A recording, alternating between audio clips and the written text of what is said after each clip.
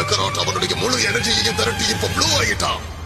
Coco அவனோட சக்திக்கு மீறி இந்த சண்டையில நிறைய பண்றான். கயோக்கின் டெக்னிக்கல் அவன் பவரை உடனே ஏத்த முடியும். ஆனா அதுக்கப்புறம் எனர்ஜி உடனே போயிடுமே. அப்படி எனர்ஜி குறைஞ்சுக்கிட்டே வந்ததுன்னா அதுக்கப்புறம் பெரிய பிரச்சனை ஆயிடும். கோகு என்னதான் அந்த பயங்கரமான ப்ளூவுக்கு டிரான்ஸ்பர் ஆனாலும் அந்த கெஃப்லாவை ஒண்ணுமே பண்ண முடியலையே. கயோக்கினால அவனுக்கு ஆபத்து இருக்குன்னு அவனுக்கு நல்லாவே தெரியும். இருந்தாலும் வேற வழி இல்லாம பயன்படுத்தி இருப்பான். கம் ஆன் கோகு, ஜெயிக்கிறதுக்கு ஏதாவது வழியை கண்டுபிடி. உன்னால முடியும். கம் ஆன் கேப்லா, உண்மையான சண்டையை இப்பதான் தொடங்க போகுது.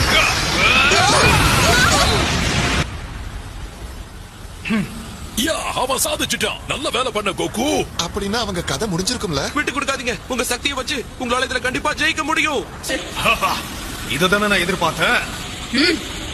உண்மையிலே இது ரொம்ப கஷ்டம் தான். நீ சொல்றது சரிதான். ஆனா கோகுவோட பஞ்சில அவ கண்டிப்பா டேமேஜ் ஆயிருக்கா.